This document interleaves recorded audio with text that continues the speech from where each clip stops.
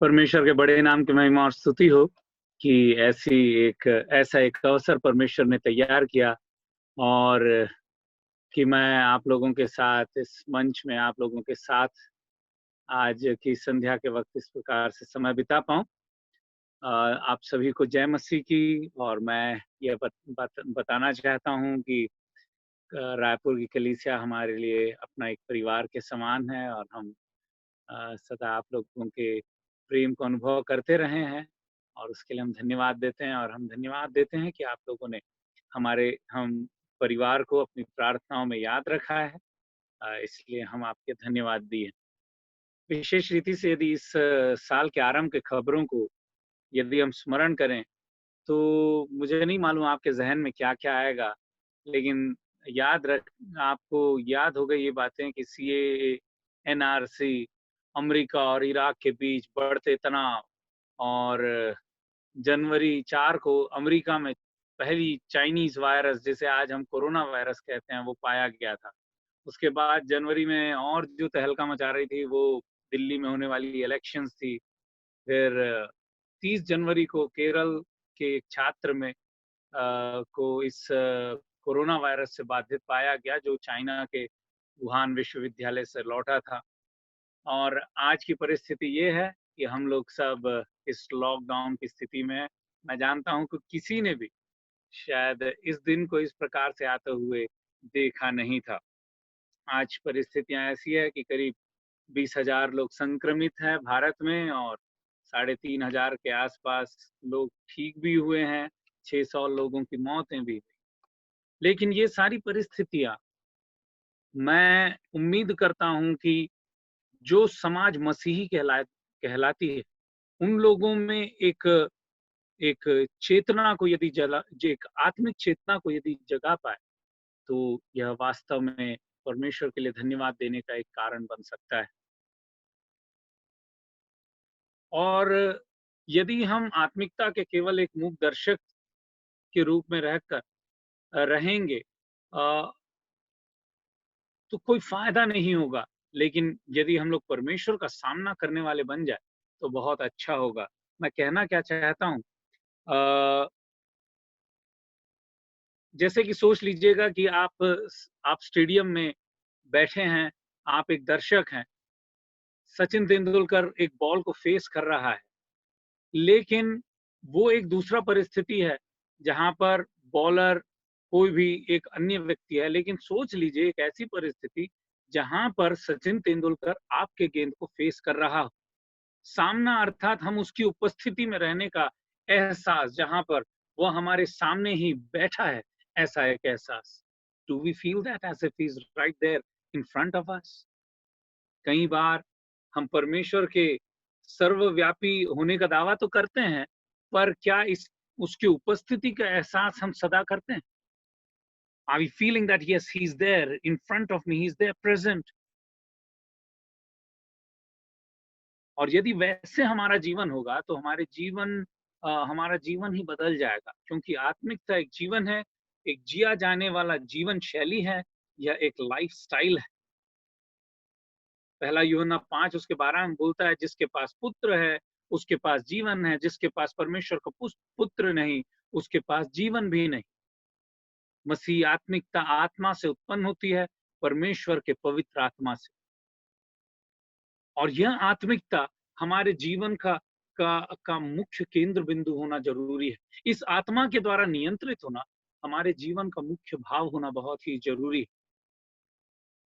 आज के खाली एक टॉपिक को लेकर ही मैं सीधे बोलूंगा।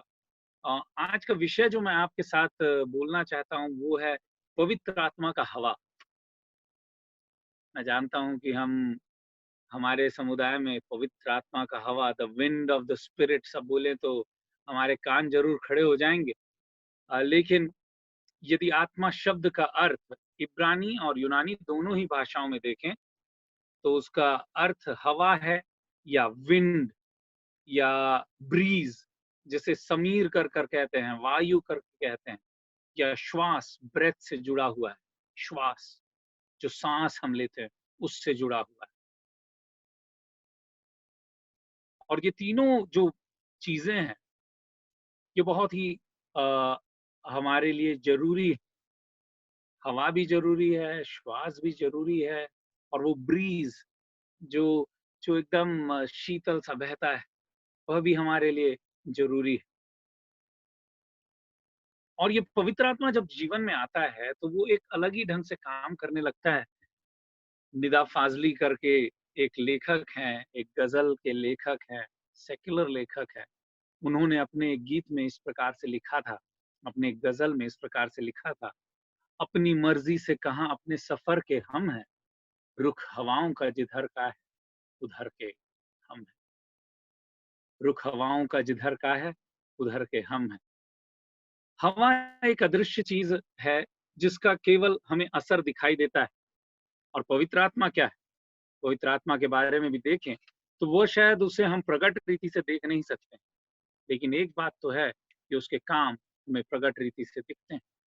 इसी हवा पवित्र आत्मा ने सारे दृश्यमान या दिखने वाली और अदृश्य या अनदेखी चीज़ों की सृष्टि किया है।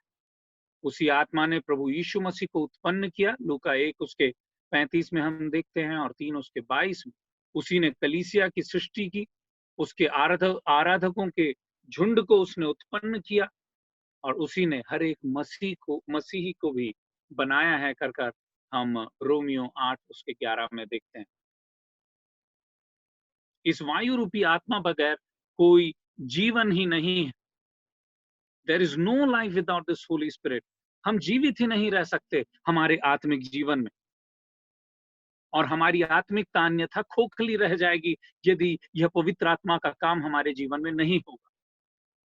एक पद को हमारे बाइबल में हम निकालेंगे, भजन संहिता 104 उसके 30। भजन संहिता 104 उसका 30 वचन मैं आप लोगों के लिए पढ़ रहा हूँ, ध्यान से सुनें। फिर तू अपनी ओर से सांस भेजता है और वे सिरजे जाते हैं और तू धरती को नया कर देता है। फिर तू अपनी ओर से सांस भेजता है और वे सिरजे जाते हैं और तू धरती को नया कर देता है कर भजनकार लिखता है।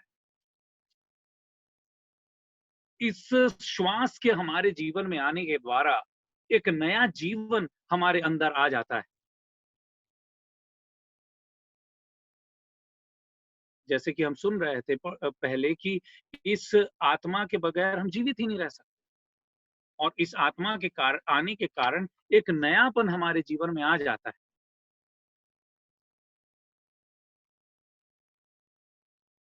देखिए, बाहरी रीति से यदि हम हमारे शरीर को जो मांस और लहू का शरीर है, ई रूपी ढांचे में रहकर बहुत सारी चीज़ें हैं जैसे एंडोस्कोपी या एक्स-रे या स्कैन या जो भी चीज़ें हैं वे अ,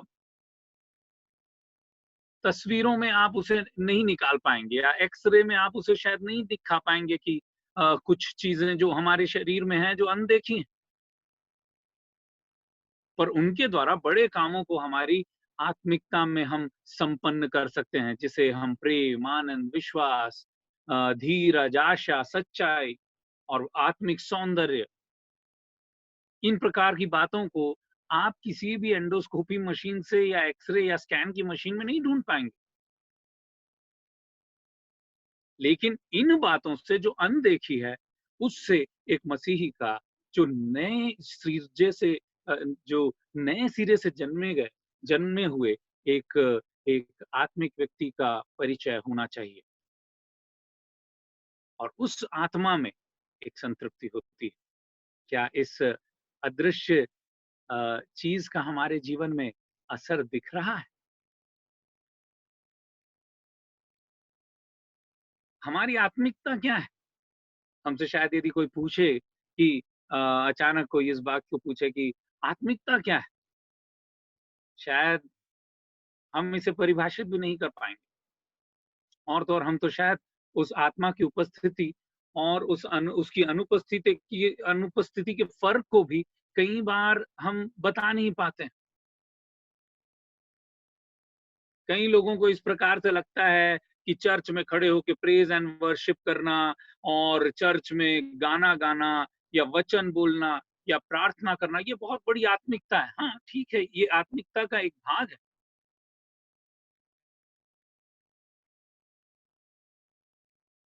और इन बातों को देखकर कई बार हमारे चारों ओर इस पवित्र आत्मा के बारे में होने वाले शोर के बहाव में आकर हम भी बहक जाते हैं और सोचते हैं यही आत्मिकता है, Christian life is this, what Christian life and spirituality is as it is. लेकिन और हमारे जीवन में हम जीवन को और पाना और जीवन जीना हम चाहते हैं। Life life and more life, वही हमारी इच्छा हो जाती है। पर क्या यह इच्छा आत्मा की भरपूरी में आत्मा और पवित्र आत्मा की बहुतायत हमारे जीवन में होने के लिए, हम उस सामर्थ्य में को हमारे जीवन में पाने के लिए हम तलबगार रहते हैं?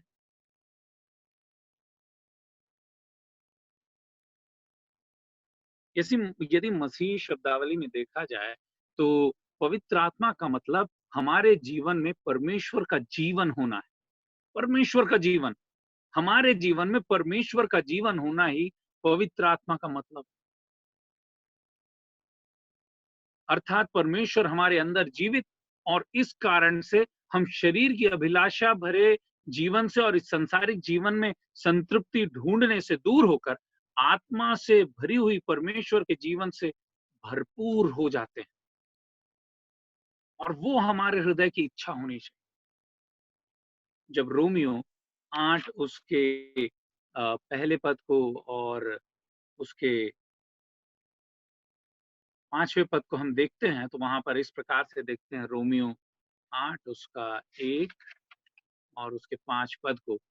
अतः अब जो मसीह यीशु में है उन पर दंड की आज्ञा नहीं, क्योंकि वे शरीर के अनुसार नहीं वरन आत्मा के अनुसार चलते हैं।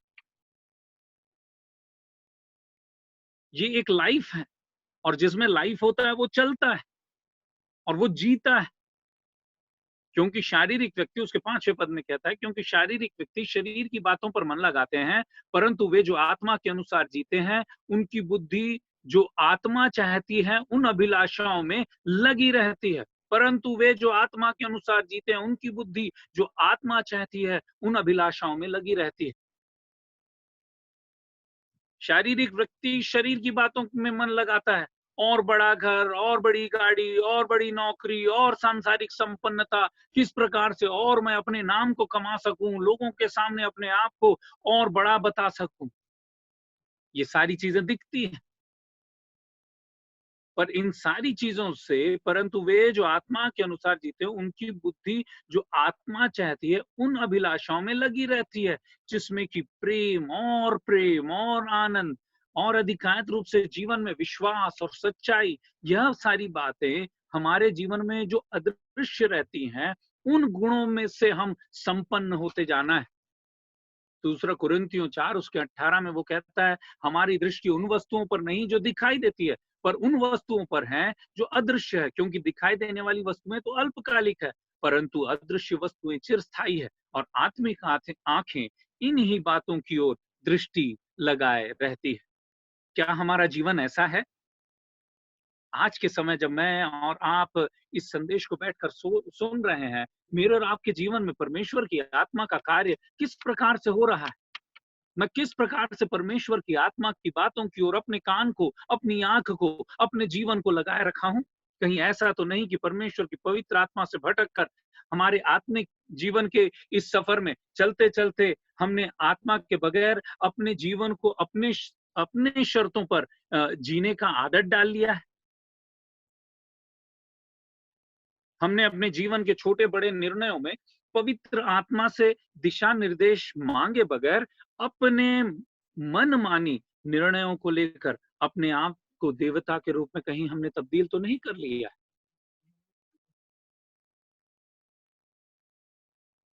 मैं उम्मीद कर रहा हूं कि आप लोग सुन पा रहे हैं मेरी बातों को।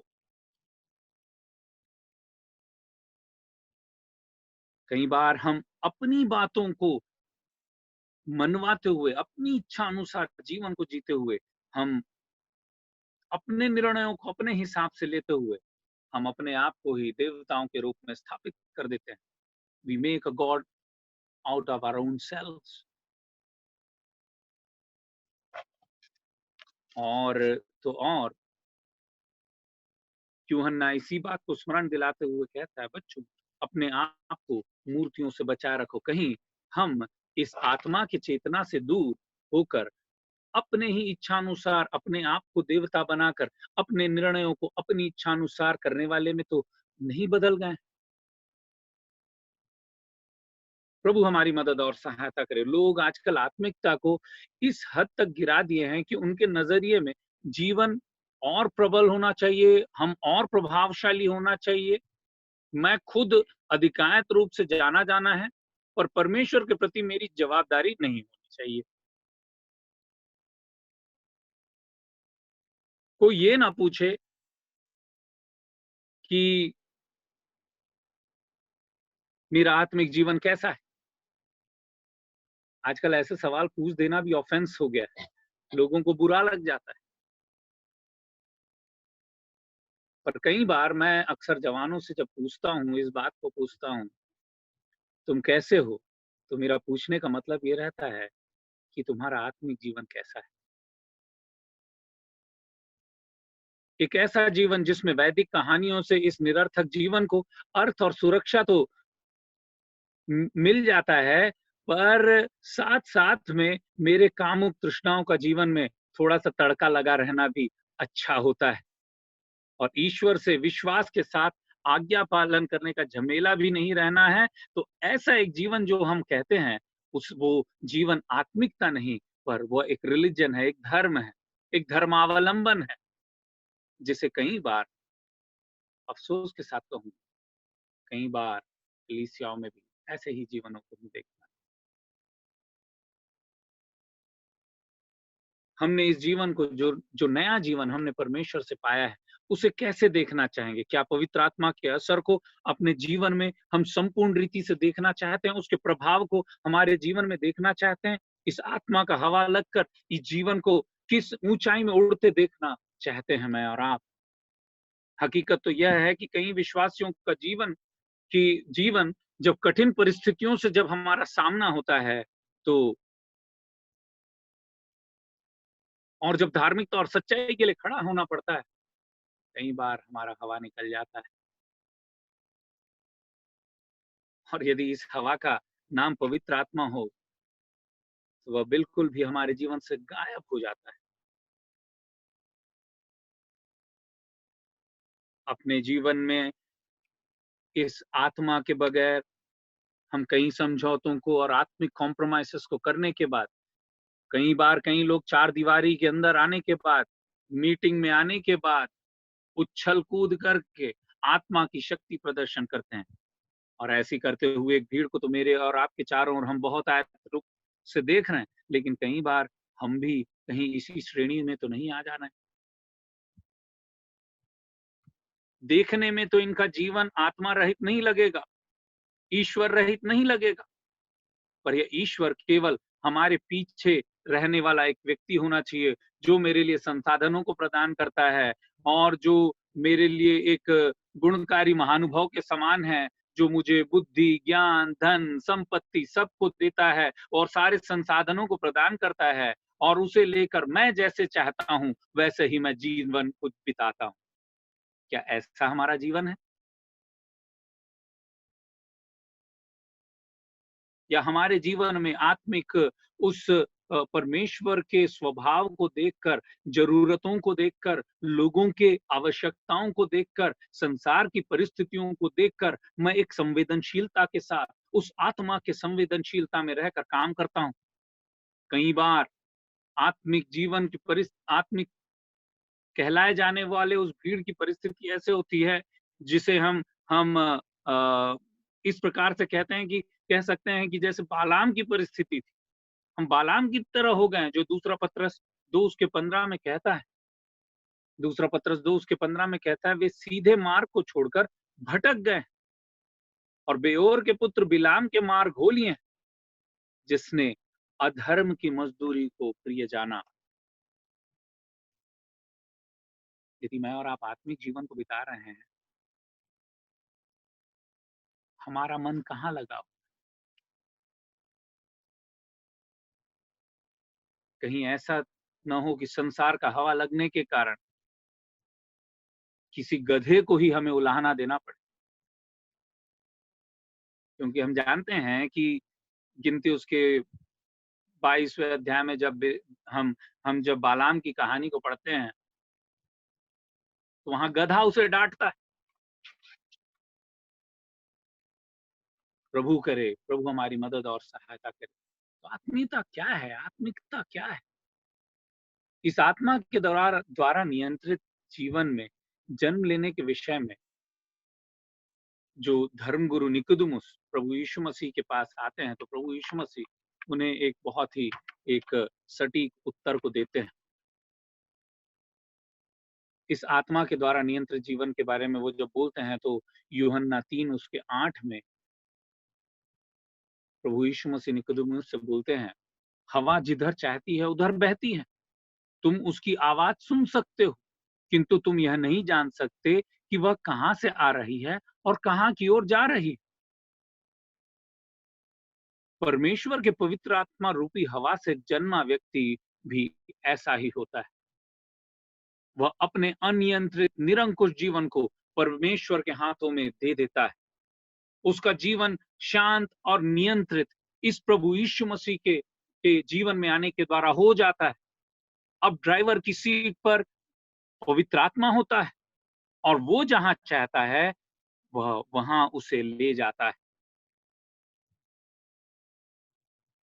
जहां वो पवित्र आत्मा जाता है, जहां वो पवित्र आत्मा चाहता है, वहां यह व्यक्ति भी जाता है। क्या हम इस प्रकार के पवित्र आत्मा के नियंत्रण में एक जीवन को आज के समय में बिता पा रहे हैं? इन समयों में हमारे लिए बहुत अच्छा होगा कि इस पवित्र आत्मा के सामर्थ्य में अपने आप को प्रार्थना में लाना, परमेश्वर के वचन में लवलीन करना और अधिकारित रूप से परमेश्वर के समीप आकर उसके वचन को समझकर, उसकी इच्छा को जानकर, जैसा वो चाहता है उसकी आत्मा के नियंत्रण में रहकर आने वाले दिनों को बिता पाने के लिए परमेश्वर हमारी मदद और सहायता करे। रोमियो 8 उसके 9 में जहां पर आत्मा के कई बातों के बारे में कहता है, वहां पर कहता है जबकि परमेश्वर का आत्मा तुम में बसता है। कौन बसता है हमारे अंदर? परमेश्वर की आत्मा। इस बात को देख पाना बहुत ही जरूरी है कि हमारे अंदर बसा हुआ कौन है। कई बार प्रभु को हटाकर हम खुद उस सिंहासन पर आसीन हो जाते हैं। आत्मा जिस रास्ते से मुझे और आपको लेकर जाना चाहता है, उस रास्ते में मैं और आप जाना नहीं चाहते, क्योंकि मैंने इस रास्ते को छोड़कर अपने मन के हिसाब से चलने का निर्णय ले रखा है। परमेश्वर का आत्मा तुम में बसता है, तो वो फिर कहता है तुम शारीरिक दशा में नहीं, तुम शारीरिक दशा में नहीं। तो शारीरिक दशा में नहीं हो मतलब ये कि वह जो अदृश्य है उसकी दशा को हमारे जीवन से प्रकट करना जरूरी है। वो कहता है तो तुम शारीरिक दशा में नहीं हो परंतु आत्मिक दशा में हो। यदि किसी में मसीह की आत्मा नहीं तो वह उसका जन नहीं, मतलब वो परमेश्वर का जन ही नहीं है अगर परमेश्वर की आत्मा उसके अंदर नहीं। वो इतने ही गंभीर शब्दों को यहाँ पर पौलुस लिखता है। जिसमें आत्मा नहीं, मसीह का आत्मा नहीं, तो वह उसका जन ही नहीं। आज की संध्या के वक्त मैं और आप जब इस मंच से जुड़े हैं, जरा अपने जीवन को देखें कि हमारी परिस्थिति क्या है। आत्मा के किस किस प्रकार से हमारे जीवन में कार्य हो रहे हैं।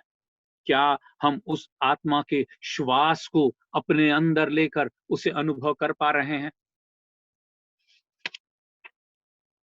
एफ.वी. मेयर इस प्रकार से अपने जीवन के एक अनुभव को, एफ.वी. मेयर करके एक महान लेखक हैं, वो इस प्रकार से कहते हैं कि मैं उस दिन जब सभा से लौटा तो मैं जब घर की ओर आ रहा था तो मैंने परमेश्वर से प्रार्थना की, हे परमेश्वर यदि पवित्र आत्मा की किसी को जरूरत है तो वो व्यक्ति मैं ही हूँ। और उस संध्या को जब मैं वहां खड़ा था तो परमेश्वर ने कहा जिस प्रकार से तूने अब प्रभु यीशु मसीह को अपने हृदय में विश्वास किया, उसी प्रकार से इस आत्मा को भी तू अपने अंदर स्वीकार कर सकता है।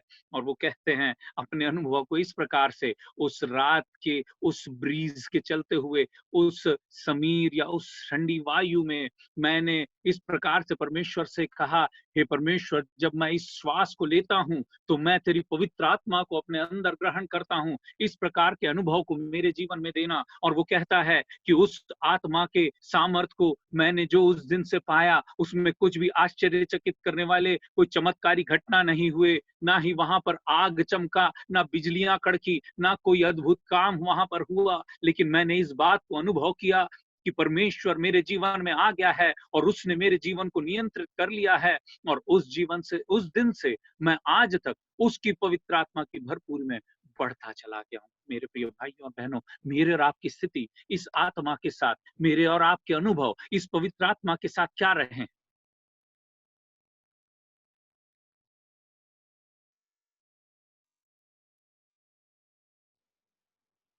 मैं और आप इस आत्मा के साथ, इस आत्मा के हवा में कैसे चल रहे हैं? क्या मैं और आप इस प्रकार से, जैसे निदा फाजली कहते हैं, अपनी मर्जी से कहाँ अपने सफर के हम हैं, रुख हवाओं का, यदि उस हवाओं की जगह में यदि पवित्र आत्मा को डाल दें, रुख हवाओं का जिधर का उधर के हम हैं। हम तो केवल पवित्र आत्मा के साथ। क्या वो हवा हमारे जीवन में लगा है? जरूरत इस बात की है कि हम इस इस आत्मा के हवा लगने के लिए सचेत रहे। हम उस आत्मा के कुंड के हिलाने पर उसमें छलांग लगाने के लिए इस आत्मा के प्रति सचेत और संवेदनशील रहे। It is very important that we be sensitive to this holy spirit.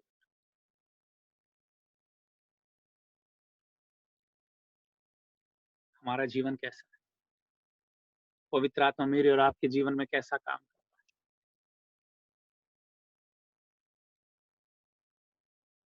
जब पवित्र आत्मा का काम नए नियम की कलीसिया में होने लगा, तो हम देखते हैं कि परिस्थितियां और वहां पर दृश्य बिल्कुल बदल जाते हैं। हम देखते हैं कि लोग कहने लगते हैं, ये क्या ये गलीली पुरुष नहीं है? फिर हम इनको हमारी भाषा में बात करते हुए कैसे सुनते हैं? ओ, पवित्र आत्मा के आने के बाद उनमें एक परिवर्तन आ गया था। जब यूहन्ना और पतरस को लोग देखते हैं, जब जब पतरस संदेश देता है, तो हम देखते हैं पवित्र आत्मा के काम उनके जीवन में आरंभ होने के बाद 3000 लोग प्रभु में आ जाते हैं। जो पवित्र आत्मा का काम उनके जीवन में आरंभ होता है, तो वहां पर जो लोग हाकिम लोग रहते हैं, वो बोलते हैं, क्या ये अनपढ़ और साधारण से मछुआरे नहीं है? लेकिन फिर उन्हें याद आता है कि ये मसीह के साथ थे। क्या मेरे और आपके जीवन में ऐसे एक परिवर्तन आया है? क्या मैं और आप पवित्र आत्मा के स्पर्श के हमारे जीवन में आने के बाद, क्या मेरे और आपके जीवन में मेरा और आपका जीवन एक असाधारण सा जीवन हो गया है? शायद आप बिल्कुल साधारण से ही एक व्यक्ति होंगे, लेकिन मैं आपसे कहूं कि जिस दिन से इस पवित्र आत्मा का कार्य मेरे और आपके जीवन में होने लगता है, हम असाधारण कामों को करने लगते हैं। इसका मतलब ये नहीं कह रहा हूं कि कल से आप बड़े चंगाई से के सभाओं को चलाना आरंभ कर दें। इसका मतलब ये बिल्कुल भी नहीं है कि आप भयंकर कुछ अद्भुत कामों को करने लगेंगे। पर कहने का तात्पर्य ये कि आपको परमेश्वर एक असाधारण व्यक्ति में बदल देता है। तब मैं और आप जब इस आत्मा का हवा लग जाता है, एलिया के समान 40 दिन और 40 रात शायद चल सकेंगे। शायद फिलिप्पुस की तरह सुसमाचार सुनाने के लिए घोड़े गाड़ी के साथ हम दौड़ सकेंगे। रानी कंदके के वो अधिकारी जो था, जो खोजा था, उसे शायद सुसमाचार सुना सकेंगे। कहाँ बेचारा फिलिप्पुस ने कभी ऐसा सोचा भी नहीं था कि होगा कि वो ऐसे एक महान एक एक अधिकारी को सुसमाचार सुनाएगा। लेकिन इतना ही नहीं, वह उसे सुसमाचार सुनाकर अंजाम तक पहुंचाता है, बपतिस्मा देता है, उसके बाद आत्मा के उठाए वो वहां से गायब भी हो जाता है। अपने लिए महिमा मंडन के लिए वो वहां पर रुकता नहीं, वह थमता नहीं। जो पवित्र आत्मा के कार्यों में संभलता है, वह व्यक्ति अपने अपने कार्य को कर कर आगे निकल जाता है। वह परमेश्वर के साथ रहकर अपने कार्य करने में वह आनंदित और मशगूल रहता है।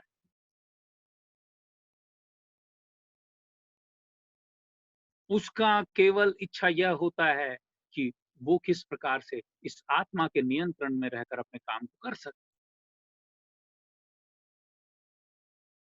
क्या हमें इस पवित्र आत्मा का हवा लगा है? आज के संध्या के वक्त मैं आप लोगों को इस बात के लिए विवश करना चाहूंगा कि आप किस हवा के साथ चल रहे हैं, इस बात पर जरा खरा-खरा विचार। आप किस हवा के साथ चल रहे हैं?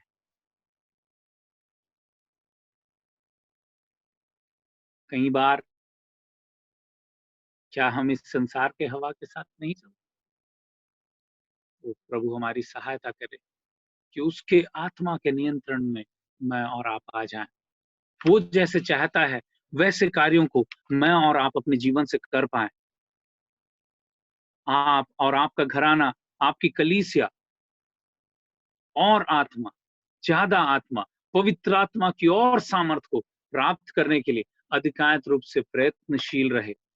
लोग आपको देखकर कह पाए, इसे लग गया है, इसे पवित्र आत्मा का हवा लग गया है। मेरे और आपके जीवन को देखकर किस बात का हवा लगा है कहकर लोग कह रहे हैं। प्रभु मेरी और आपकी हम सभी की मदद और सहायता करें।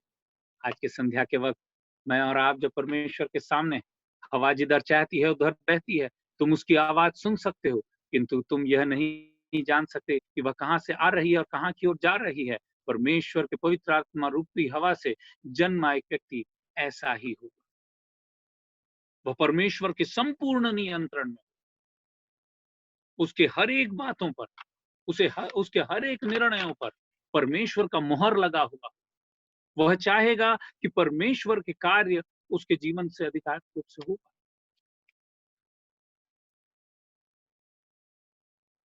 अन्यथा हम केवल एक संसाधन के रूप में अपने लिए इस ईश्वर का को उपयोग करने वाले ना बनकर, पर अपने जीवन को उसके लिए उपयोग में आने वाला एक पवित्र आत्मा द्वारा नियंत्रित और सजा हुआ और सधा हुआ जीवन जीने के लिए यह पवित्र आत्मा हमारी मदद और सहायता करे। इस सुनने गए वचन के द्वारा परमेश्वर हमारी मदद और सहायता करे। हम सब पर परमेश्वर की बड़ी आशीष होती रहे। परमेश्वर को धन्यवाद देता हूँ कि आज परमेश्वर के इस वचन को लेकर आपके सन्मुख आ पाया। मैं विश्वास करता हूँ कि यह हमारे आत्मिक जीवन में, हमारी आत्मिकता को कहीं न कहीं और प्रभु यीशु मसीह के लिए उभारने वाला होने के लिए परमेश्वर हमारी मदद और सहायता करे। परमेश्वर की बड़ी आशीष हम सब पर बनी रहे। रायपुर की कलीसिया को इस दिए हुए अवसर के लिए मैं बहुत ही धन्यवाद देता हूँ और सबको फिर से एक और बार जय मसीह।